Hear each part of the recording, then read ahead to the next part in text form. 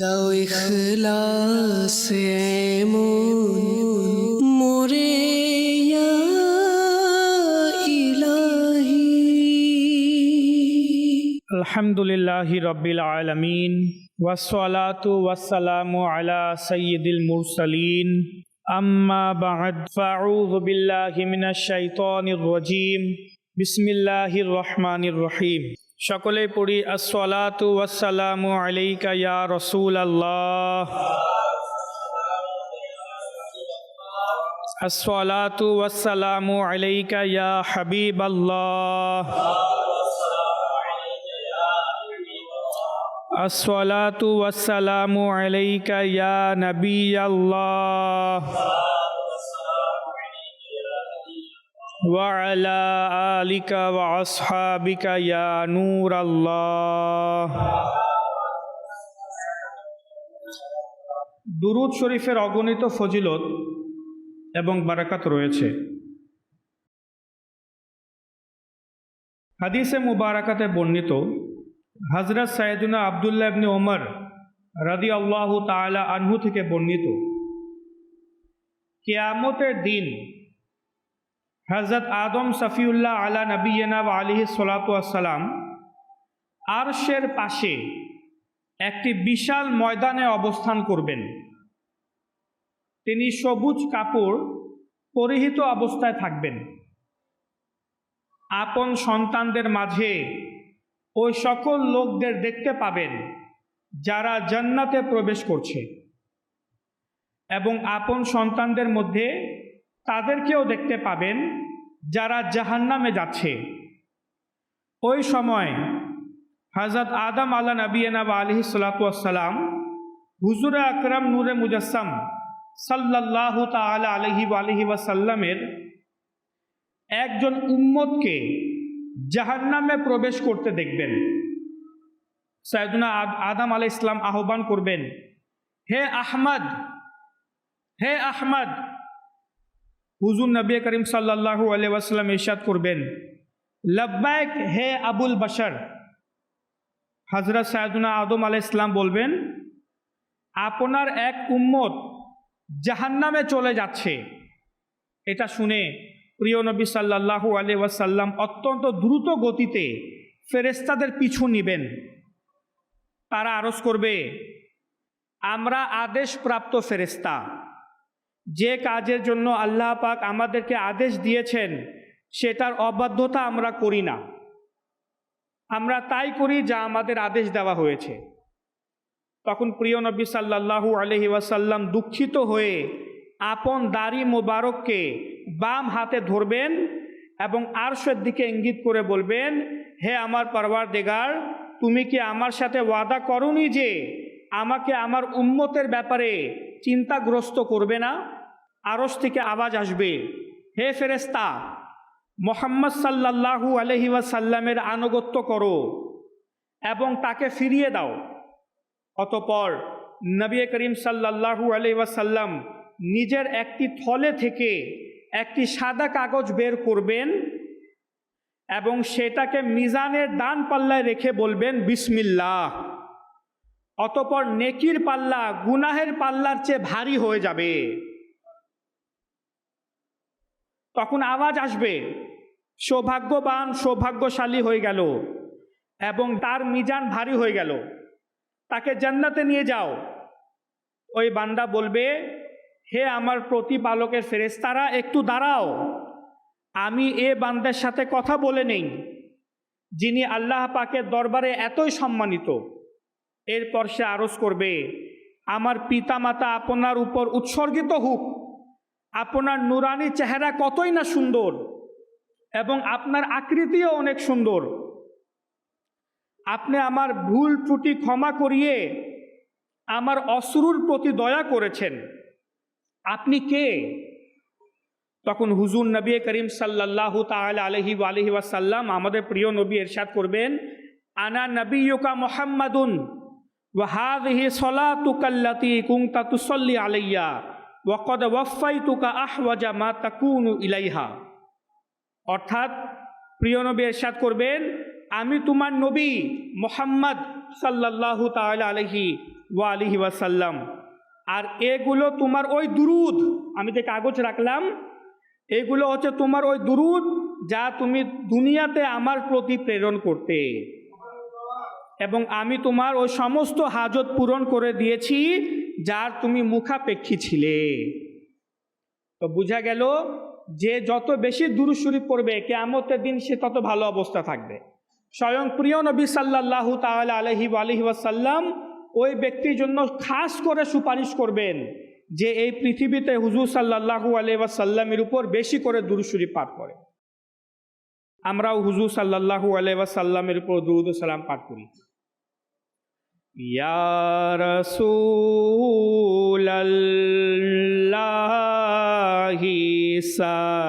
সালামুন আলাইক ইয়া হাবিবাল্লাহি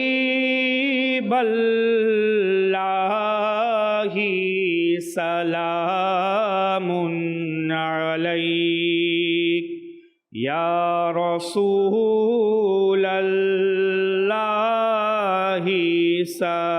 সালামুন আলাইক ইয়া হাবিবাল্লাহি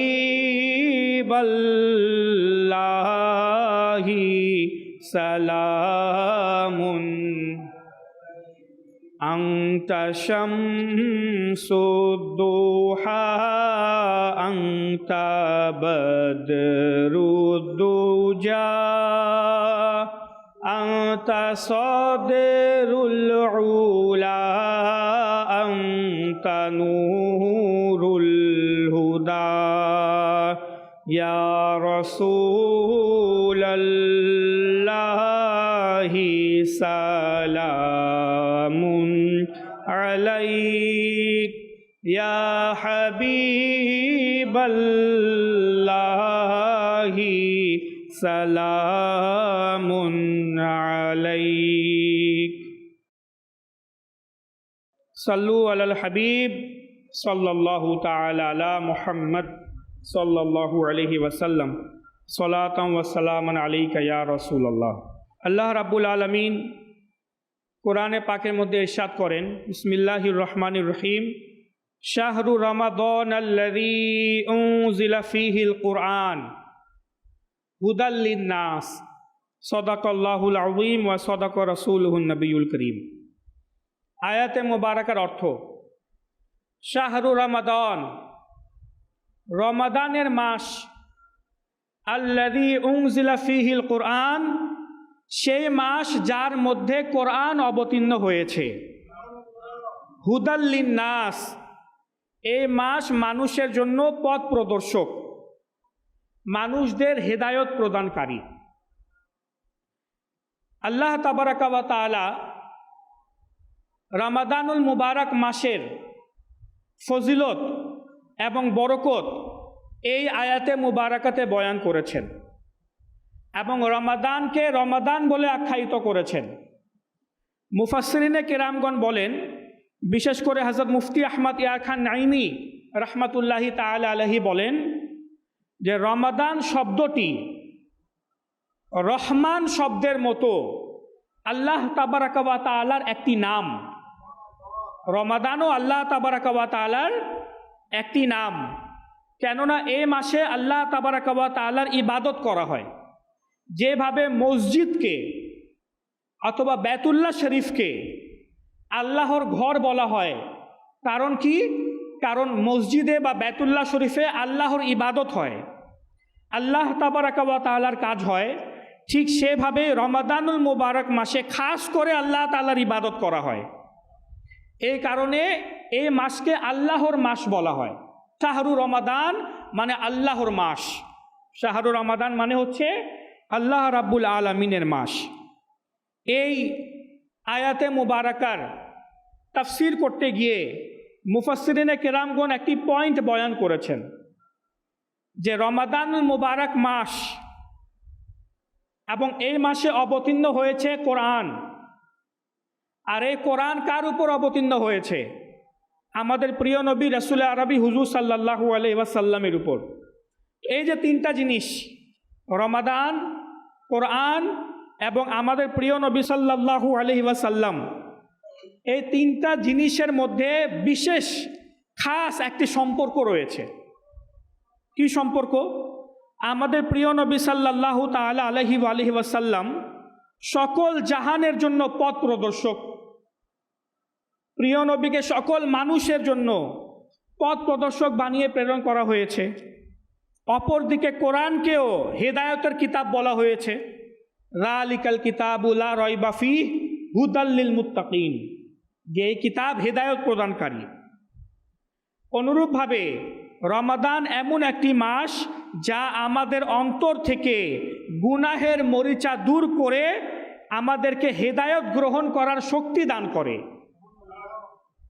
ঠিক তদ্রূপ আমাদের প্রিয় নবী সাল্লাল্লাহু তাআলা আলাইহি ওয়াসাল্লাম হচ্ছেন রাহমাতুল লিল আলামিন, সমস্ত জাহানের জন্য রহমত।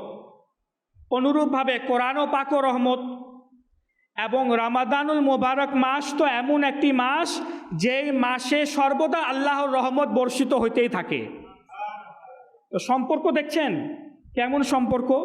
আচ্ছা, আমাদের প্রিয় নবী সাল্লাল্লাহু তাআলা আলাইহি ওয়াসাল্লাম হচ্ছেন দানশীল। আমাদের প্রিয় নবী সবচেয়ে বেশি দানশীল। কোরআনও পাকও দানশীল।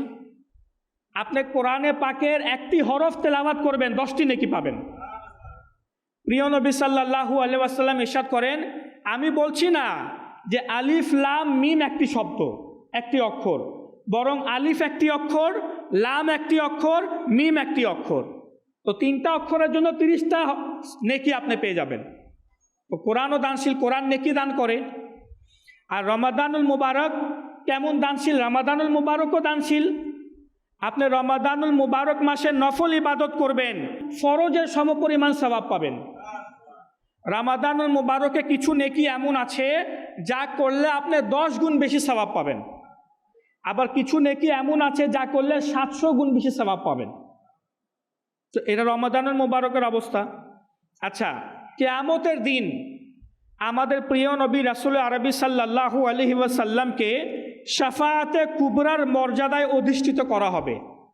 অর্থাৎ এই পৃথিবীতে যত গাছপালা, পাথর, কঙ্কর ইত্যাদি রয়েছে, তত পরিমাণে আমার প্রিয় নবী সাল্লাল্লাহু আলাইহি ওয়াসাল্লাম মানুষদেরকে শাফাআত করে সুপারিশ করে করে জান্নাতে নিয়ে যাবে। ঠিক তদ্রূপ কোরআনও পাকও সুপারিশ করবে, রমাদানুল মুবারক মাসও সুপারিশ করবে। মুসনাদে আহমদ বিন হাম্বলের মধ্যে রয়েছে যে কিয়ামতের দিন কোরআন আসবে, কোরআন এসে বলবে, হে আল্লাহ, এ আমাকে তেলাওয়াত করতো, আমার হক আদায় করতো, তুমি একে ক্ষমা করে দাও। রমাদানুল মুবারকের রোজা আসবে, রোজা এসে বলবে, হে আল্লাহ, আমি এই ব্যক্তিকে পানাহার থেকে বিরত রাখতাম, এ আমার কারণে পানাহার থেকে, মন্দ কুপ্রবৃত্তি থেকে নিজেকে বাঁচিয়ে রাখতো, তুমি একে ক্ষমা করে দাও। আল্লাহ রাব্বুল আলামিন কোরআনেরও সুপারিশ গ্রহণ করবেন, রমাদানুল মুবারক মাসেরও সুপারিশ গ্রহণ করবেন। তো এটা একটা পয়েন্ট ছিল যে হুজুর সাল্লাল্লাহু আলাইহি ওয়াসাল্লাম, কোরআনে পাক এবং রমাদানুল মুবারকের মধ্যে খাস বিশেষ সম্পর্ক। আচ্ছা, রমাদানুল মুবারকের আরেকটি বিশেষ ফজিলত হচ্ছে যে শুধু কোরআনে পাক এই মাসে অবতীর্ণ হয় নাই, অন্যান্য আসমানি কিতাবও এই রমাদানুল মুবারক মাসে অবতীর্ণ হয়েছে। যেমন মুসনাদে আহমদ বিন হাম্বলের মধ্যে রয়েছে, প্রিয় নবী সাল্লাল্লাহু তাআলা আলাইহি ওয়াসাল্লাম ইরশাদ করেন, হযরত ইব্রাহিম আলাইহিস সালামের উপর প্রথম সহিফা প্রথম রমাদানুল মুবারকে নাজিল হয়, রমাদানুল মুবারকের প্রথম তারিখে। তাওরাত শরীফ রমাদানের 7ম তারিখে নাজিল হয়। ইনজিল শরীফ রমাদানুল মুবারকের 14 তারিখে অবতীর্ণ হয়। আর জাবুর শরীফ রমাদানুল মুবারকের 6ষ্ঠ তারিখে আল্লাহ রাব্বুল আলামিন প্রেরণ করেন। আর কোরআনে পাক রমাদানুল মুবারক মাসের শবে কদরে অবতীর্ণ করেন। তো এই যে রমাদানুল মুবারক মাস, আর কিছু দিনের মধ্যেই এই মাসের আগমন হতে যাচ্ছে। এটা খুব বরকতময় এবং রহমতপূর্ণ একটি মাস। হাদিসে মুবারাকাতে বর্ণিত আছে, একবার আমাদের প্রিয় নবী সাল্লাল্লাহু তাআলা আলাইহি ওয়াসাল্লাম মসজিদের যে মেম্বর আছে, এই মেম্বরের উপর নিজের প্রথম পা রাখলেন, প্রথম স্টেপ রাখলেন। এরপর ইরশাদ করেন আমিন। তারপর আবার দ্বিতীয় সিঁড়িতে পা রাখলেন মেম্বরের, প্রিয় নবী ইরশাদ করেন আমিন। এরপর তৃতীয় সিঁড়িতে পা রাখলেন, হুজুর সাল্লাল্লাহু আলাইহি ওয়াসাল্লাম আবার ইরশাদ করেন আমিন। এখন সাহাবায়ে কেরামগণের একটি ভালো একটি স্বভাব ছিল, অভ্যাস ছিল, যে তারা মানে অদ্ভুত কোনো কাণ্ড বা কাজ দেখলে তারা চুপচাপ বসে থাকতেন না। তারা প্রিয় নবী সাল্লাল্লাহু আলাইহি ওয়াসাল্লামকে আরজ করতেন, ইয়া রাসূলুল্লাহ এর রহস্য কী। তো প্রিয় নবী সাল্লাল্লাহু আলাইহি ওয়াসাল্লাম যখন পরবর্তীতে মেম্বর থেকে নিচে তাশরিফ নিয়ে আসলেন, তখন জিজ্ঞাসা করলেন, ইয়া রাসূলুল্লাহ আপনি মেম্বরে পা রাখার সময় প্রতিটি সিঁড়িতে আমিন বলছিলেন কেন? তখন হুজুর সাল্লাল্লাহু তাআলা আলাইহি ওয়াসাল্লাম ইরশাদ করেন যে যখন আমি প্রথম সিঁড়িতে পা রেখেছিলাম তখন জিবরিল আমিন আলাইহিস সালাম এই দোয়া করেছিলেন। কি দোয়া? যে হে আল্লাহ, যে ব্যক্তি রমাদানুল মুবারক মাস পাবে আর রমাদানুল মুবারক মাস পাওয়ার পর নিজের ক্ষমা করাতে পারল না, নিজের মাগফিরাত করাতে পারল না, সে যেন ধ্বংস হয়ে যাক। তখন আমি বললাম আমিন। তারপর যখন আমি দ্বিতীয় সিঁড়িতে পা রাখলাম তো জিবরিল আমিন আলাইহিস সালাম দোয়া করলেন যে হে আল্লাহ, যে ব্যক্তি নিজের পিতা মাতাকে বৃদ্ধ অবস্থায় পেল এবং তাদেরকে রাজি করে তাদের খিদমত করে জান্নাতে যেতে পারল না, সে ধ্বংস হয়ে যাক। তখন আমি বললাম আমিন। এরপর যখন আমি তৃতীয় সিঁড়িতে পা রাখলাম তখন জিবরিল আমিন আলাইহিস সালাম প্রার্থনা করলেন যে হে আল্লাহ, যে ব্যক্তি আপনার অর্থাৎ মুহাম্মদ সাল্লাল্লাহু আলাইহি ওয়াসাল্লামের নাম মোবারক শুনবে কিন্তু নাম মোবারক শুনে দুরূদ শরীফ পাঠ করবে না, সেও যেন ধ্বংস হয়ে যাক। তখন আমি বললাম আমিন। কত গুরুত্বপূর্ণ একটি দোয়া। আর আমিন বলছে কে? সকল নবী রাসূলদের সর্দার এই দোয়াগুলোতে আমিন বলছে। আর দোয়া করছে কে? সকল ফেরেশতাদের সর্দার হযরত জিবরিল আমিন আলাইহিস সালাম। মানে এই দোয়া কবুল হওয়ার মধ্যে কোনো আর সন্দেহের অবকাশ থাকলো না, এই দোয়া কবুল হবেই। তো একটি দোয়া তো ছিল পিতা মাতার খিদমত করে জান্নাতে যাওয়া। চেষ্টা করেন যদি পিতা মাতা হায়াতে আছে, বৃদ্ধ অবস্থায় আছে, তো পিতা মাতার খিদমত করে তাদেরকে রাজি করে নেওয়া। এমন যেন না হয় যে পিতা মাতার কারণে আমাদেরকে দোজখে যেতে হচ্ছে। হাদিসে মুবারাকাতে রয়েছে যে পিতা মাতা হুমা জান্নাতুকা ওয়া নারুকা, যে পিতা মাতা হচ্ছে তোমার জান্নাত, পিতা মাতাই হচ্ছে তোমার জাহান্নাম, তোমার দোজখ। এটা হচ্ছে হাদিসে মুবারাকা। তা আপনি পিতা মাতার সাথে কেমন আচরণ করবেন, কিভাবে তাদের খিদমত করবেন, এটা আপনার উপর নির্ভর করছে যে আপনি তাদের খিদমত করে জান্নাতে যেতে চান নাকি তাদেরকে নারাজ করে জাহান্নামে যেতে চান, দোজখে যেতে চান।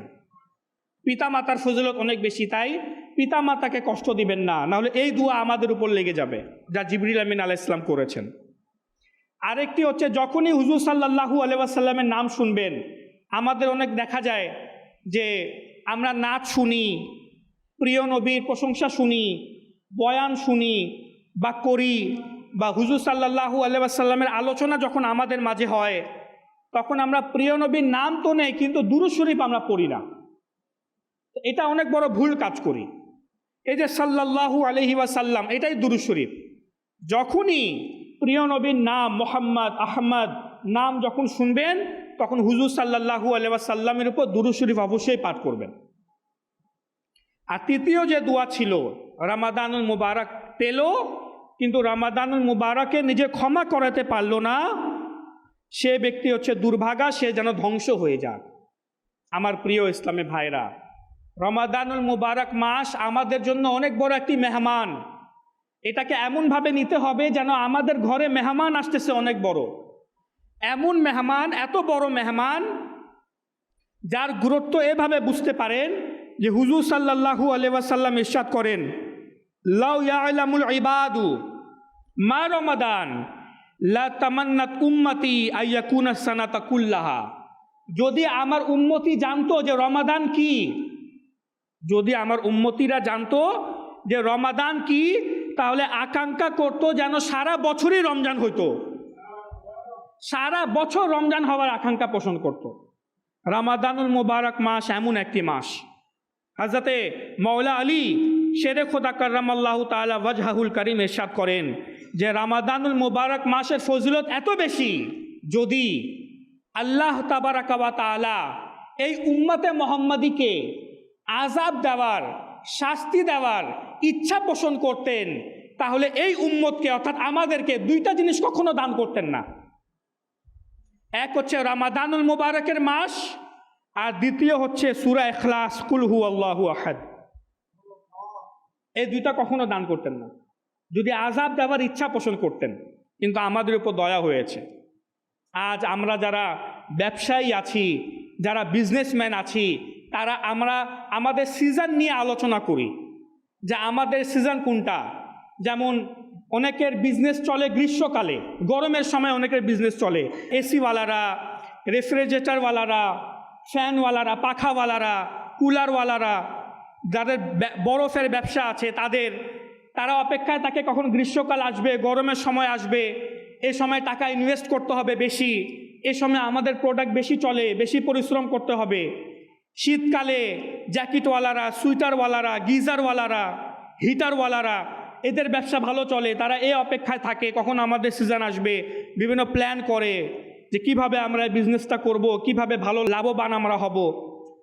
তারপরে বিয়ে শাদির সময় কনভেনশন হলওয়ালারা, কাপড়ওয়ালারা, বিভিন্ন রকমের ইভেন্টের যারা কাজ করে, তাদের ব্যবসা নিয়ে তারা চিন্তা ভাবনা করে যে এখন বিয়ে শাদির সিজন, এখন আমাদের এটা নিয়ে কাজ করতে হবে।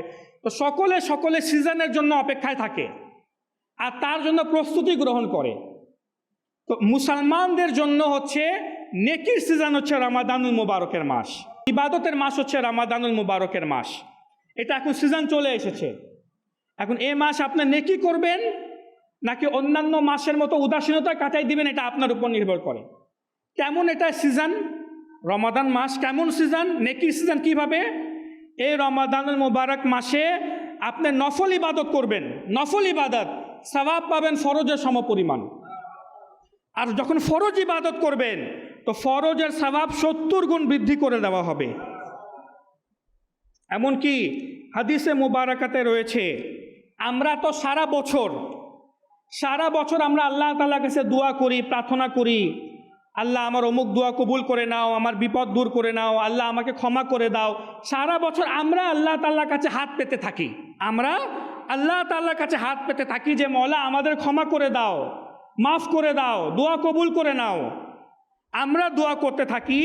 আর রমাদানুল মুবারক মাসের ফজিলত হচ্ছে এত বরকতময় যে রমাদানুল মুবারক মাসের প্রতিটি রাতে একজন ফেরেশতা আসমান থেকে আহ্বান করে যে তোমাদের মধ্যে কেউ কি আছে এমন প্রার্থনাকারী যার প্রার্থনাকে কবুল করা হবে? এমন কোনো ব্যক্তি আছে যে ক্ষমা প্রার্থনাকারী, যে ক্ষমা চাচ্ছে, তার ক্ষমাকে, তার তওবাকে কবুল করা হবে? এমন কোনো ব্যক্তি আছে যে রিজিক চায়, তাকে রিজিক প্রদান করা হবে? এইভাবে রমাদানুল মুবারক মাসের রাতে একজন ফেরেশতা সর্বদা কন্টিনিউসলি আহ্বান করতে থাকে।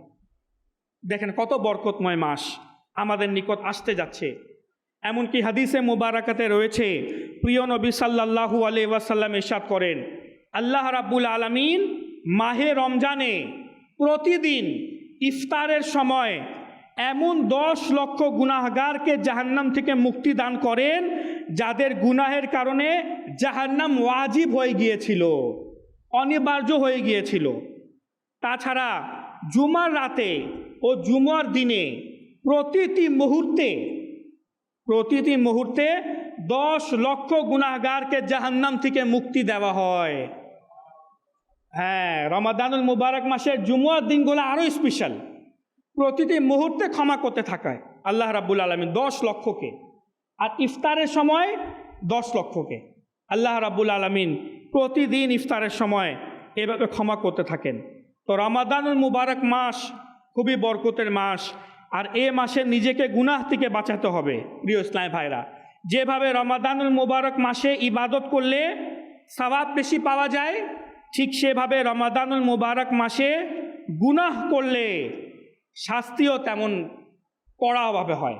যেমন হাদিসে মুবারাকাতে রয়েছে, প্রিয় নবী হুজুর সাল্লাল্লাহু আলাইহি ওয়াসাল্লামের শিক্ষণীয় বাণী হচ্ছে, আমার উম্মত অপমানিত ও লাঞ্ছিত হবে না যতক্ষণ পর্যন্ত তারা মাহে রমজানের হক আদায় করতে থাকবে। তো সাহাবায়ে কেরামগণ ইরশাদ করলেন, ইয়া রাসূলুল্লাহ, মাহে রমজানে অর্থাৎ রমাদানুল মুবারক মাসে লাঞ্ছিত হওয়া মানে কি, এটা কি? তখন হুজুর সাল্লাল্লাহু আলাইহি ওয়াসাল্লাম ইরশাদ করেন, রমাদানুল মুবারক মাসে হারাম কাজ করা, যে হারাম কাজ করবে সে লাঞ্ছিত হবে। তারপর ইরশাদ করেন, যে ব্যক্তি এ মাসে জিনা করলো বা মদ পান করলো, তবে আগামী রমজান পর্যন্ত আল্লাহ রাব্বুল আলামিন ও যত সংখ্যক আসমানি ফেরেশতা রয়েছে তার উপর অভিশাপ করতে থাকে। সুতরাং সেই ব্যক্তি যদি পরবর্তী রমজান মাস আসার পূর্বেই মারা যায় তাহলে তার কোনো নেকি অবশিষ্ট থাকবে না, নাউযুবিল্লাহ, এবং তাকে জাহান্নামের আযাব থেকে কেউ বাঁচাতে পারবে না। সুতরাং তোমরা রমজান মাসের ব্যাপারে আল্লাহ রাব্বুল আলামিনকে ভয় করো, কেননা এ মাসে অন্যান্য মাসের তুলনায় নেকি বৃদ্ধি করে দেওয়া হয়, ঠিক সেভাবে গুনাহ করলে গুনাহের শাস্তিও বেশি দেওয়া হয়, গুনাহের শাস্তিও বেশি দেওয়া হয়। তাই এই রমাদানুল মুবারক মাসে আমাদেরকে নেকি করতে হবে।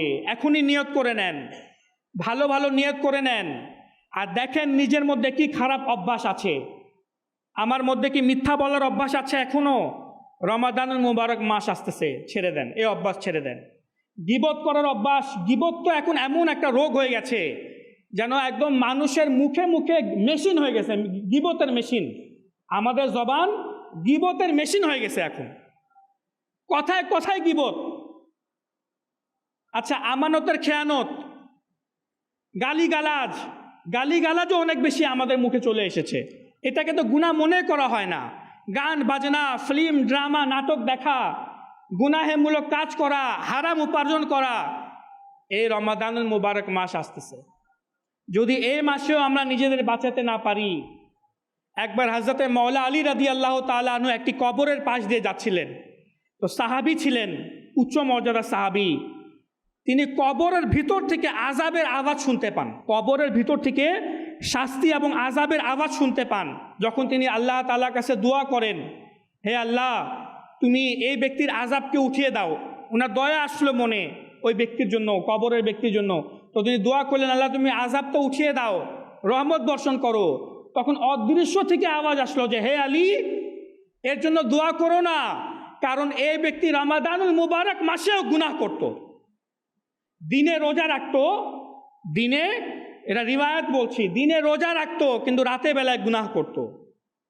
দেখেন আমাদের মধ্যে কারা আছি এমন, দিনে বেলায় তো রোজা রাখি, দিনে বেলায় কেউ যদি কিছু বলে দেয়, না ভাই এখন গালি দিব না, আমি রোজা, তোকে ইফতারের পর ধরবো আমি, দাঁড়া। আমাদের এই অবস্থা না, এমন করা যাবে না। নিজেকে গুনাহ থেকে বাঁচাতে হবে, আল্লাহ রাব্বুল আলামিনের নাফরমানি থেকে বাঁচাতে হবে, না হলে আমাদের ঈমান এবং আমল দুইটি ধ্বংস হয়ে যাবে। তাই এই রমাদানুল মুবারক মাসকেই কেন্দ্র করে দাওয়াতে ইসলামীর পক্ষ থেকে, যাতে করে মুসলমানেরা নিজেদেরকে গুনাহ থেকে বাঁচাতে পারে, মুসলমানেরা এই রমাদানুল মুবারক মাসের হক আদায় করতে যেন সক্ষম হয়, এই কারণে রমাদানুল মুবারক মাসে দাওয়াতে ইসলামীর পক্ষ থেকে প্রতি বছর দাওয়াতে ইসলামীর যেখানে যেখানে মসজিদ আছে 30 দিন ব্যাপী ইতিকাফের আয়োজন করা হয়। 30 দিন, এক রমজান থেকে শুরু করে 30 রমজান পর্যন্ত মুসলমানদের ইতিকাফের আয়োজন করা হয়।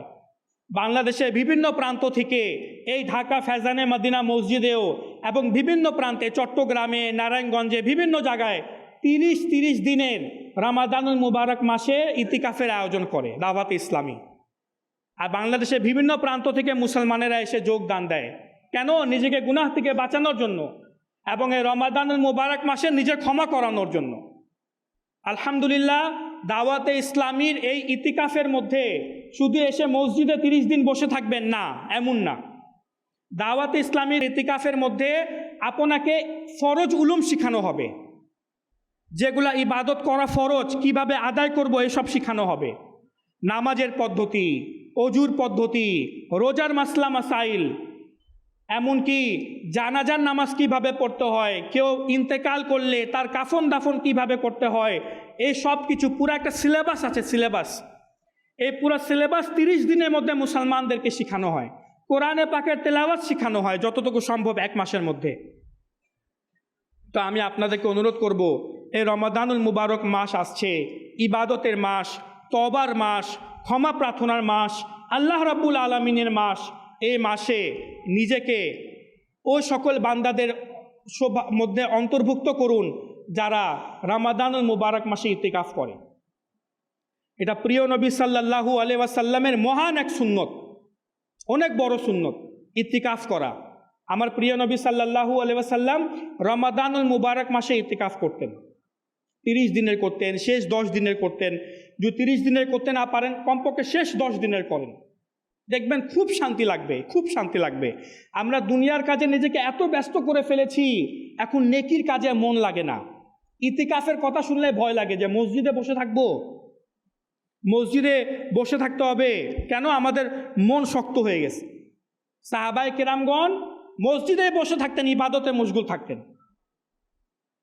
প্রিয় নবী সাল্লাল্লাহু তাআলা আলাইহি ওয়াসাল্লামের একটি হাদিসে মুবারাকা হচ্ছে, যে ব্যক্তি মসজিদকে ভালোবাসে আল্লাহ রাব্বুল আলামিন তাকে নিজের প্রিয় বান্দা বানিয়ে নেয়। যে মসজিদকে ভালোবাসে, আর নিঃসন্দেহে আল্লাহ তাআলার ঘরগুলোকে আবাদকারীরাই হচ্ছে প্রকৃত আল্লাহওয়ালা। যারা মসজিদকে আবাদ করে তারা হচ্ছে আল্লাহওয়ালা। আল্লাহওয়ালা মানে কি? আল্লাহর ওলি। আল্লাহ রাব্বুল আলামিন তাদেরকে নিজের ওলি বানিয়ে নেয়। তো এই রমাদানুল মুবারক মাসে যদি আল্লাহ তাআলার সান্নিধ্য এবং নৈকট্য অর্জন করতে চান, তো ইতিকাফের নিয়ত করেন। আচ্ছা, আপনি নিজে করতে পারছেন না, আপনার ভাইকে দেন। আপনি নিজে করতে পারছেন না, আপনার সন্তানকে দেন। আপনি নিজে করতে পারছেন না, আপনার কোনো আত্মীয় স্বজনকে দেন। আমাদের পরিবারের মধ্যে, বংশের মধ্যে এমন অনেক ছাত্ররাও আছে যারা এখন ফ্রি, রমজান মুবারক মাসে তাদের ছুটি, তাদেরকে বুঝিয়ে 1 মাসের জন্য, 10 দিনের জন্য আপনি ইতিকাফে পাঠান। দেখবেন ইনশাআল্লাহ তাআলা এই দাওয়াতে ইসলামীর 30 দিনের ইতিকাফের ওসিলায় শুধু আপনি যাকে পাঠাবেন তা নয়, আপনার পুরো পরিবার সংশোধন হবে ইনশাআল্লাহ তাআলা। কারণ দাওয়াতে ইসলামীর তরবিয়তই এমন, দাওয়াতে ইসলামীর প্রশিক্ষণই এমন যে দাওয়াত ইসলামীর মদিনী পরিবেশে যারা চলে আসে তারা শুধু নিজেকে সংশোধন করে না, নিজের পরিবার পরিজনকেও সংশোধন করার চেষ্টা করে। তাই ইতিকাফ করেন। আর আলহামদুলিল্লাহি আজ্জা ওয়া জাল যারা এই ইতিকাফে নিজেদের দান অনুদান দিয়ে সহযোগিতা করতে চান তারাও করতে পারেন। মাশাআল্লাহ, শত শত ইসলামী ভাই প্রতি বছর, যদি আমি ফেজানে মদিনার কথা বলি, এই ফেজানে মদিনাতেও প্রতি বছর শত শত ইসলামী ভাই ইতিকাফের জন্য আসে। এটা রেকর্ড ব্রেক দাওয়াত ইসলামীর, আলহামদুলিল্লাহ, যে আমাদের বাংলাদেশে এত বড় ইতিকাফের আয়োজন হয় দাওয়াত ইসলামীর পক্ষ থেকে। অনেক আশিকানে রাসূল যাদেরকে আল্লাহ রাব্বুল আলামিন দিয়েছে, তারা রোজাদারদেরকে ইফতার করানোর জন্য, সেহরি করানোর জন্য দান অনুদান দিয়ে থাকে, দান সৎকা করে থাকে। এটাও অনেক বড় ফজিলতের কাজ। হাদিসে মুবারাকাতে রয়েছে যে প্রিয় নবী সাল্লাল্লাহু তাআলা আলাইহি ওয়াসাল্লাম ইরশাদ করেন, যে ব্যক্তি হালাল খাবার বা পানীয় দ্বারা কোনো মুসলমানকে অর্থাৎ রোজাদারকে ইফতার করাইলো, তো ফেরেশতারা রমজান মাসের সময়গুলোতে তার জন্য ইস্তেগফার করতে থাকবে। মানে আপনি রোজাদারটাকে আহার করাবেন, কিন্তু ফেরেশতারা আপনার জন্য ক্ষমা প্রার্থনা করতে থাকবে। শুধু তাই নয়, হাদিসে মোবারকাতে এটাও রয়েছে, মুজাবুল কবিরের হাদিসে মোবারকা, যে জিবরিল আমিন আলাইহিস সালাম শবে কদরে তার জন্য ইস্তেগফার করেন। শবে কদরের রাত, কারণ জিবরিল আমিন আলাইহিস সালাম তো জানেন কোন দিন শবে কদর পড়বে। আমরা অত নাও বুঝতে পারি, কিন্তু আমাদের পক্ষ থেকে জিবরিল আমিন আলাইহিস সালাম ইস্তেগফার করবে। এটা কাদের ফজিলত? যারা রোজাদারদের সেহরি ইফতার করায়, এটা তাদের ফজিলত। এমনকি আরেকটি হাদিসে মুবারাকাতে রয়েছে, যে ব্যক্তি কোনো রোজাদারকে ইফতার করাবে সে ওই ব্যক্তির রোজা রাখার সওয়াবও পাবে। আপনি 5 জনকে ইফতার করাবেন, 5 জনের রোজা রাখার সওয়াব আপনি পাবেন। নিজেরটা তো পাবেনই, আরও 5 জনেরও পাবেন। এক বুজুর্গকে জিজ্ঞাসা করা হলো, হুজুর আপনি রোজা রেখেছেন? বলে হ্যাঁ, আমি একদিনে 5টা রোজা রেখেছি। বলে আরে একদিনে 5টা রোজা রাখা কিভাবে সম্ভব? একদিনে তো একটাই রোজা হয়। বলে আমি নিজেও রোজা রেখেছি, 4 জনকে ইফতারও করিয়েছি। এটা হচ্ছে অবস্থা। তাই যেমন নিয়ত তেমন বরকত, যেমন নিয়ত তেমন বরকত। ইতিকাফে আসুন, নিজে না পারলে আজকের যা সবক তা হচ্ছে নিজে ইতিকাফে আসুন, নিজে না পারলে নিজের আত্মীয় স্বজন, খাস করে নিজের সন্তানকে যদি পারেন তাহলে ইতিকাফের মধ্যে দিয়ে দেন, অনেক কিছু আপনার সন্তান শিখতে পারবে। এবং ইফতারের জন্য, সেহরির জন্য যে আয়োজন করা হয়, এতে যারা যারা শরিক হতে চান তারাও অবশ্যই শরিক হবেন। আল্লাহ রাব্বুল আলামিন আমরা যা শুনেছি এর উপর আমল করার এবং অপরের নিকট তা পৌঁছানোর তৌফিক দান করুক। আমিন বিজাহিন নবীল আমিন সাল্লাল্লাহু তাআলা আলাইহি ওয়া আলিহি ওয়াসাল্লাম। সাল্লু আলাল হাবিব সাল্লাল্লাহু তাআলা আলা মুহাম্মদ সাল্লাল্লাহু আলাইহি ওয়াসাল্লাম। দাও ইখলাস এমন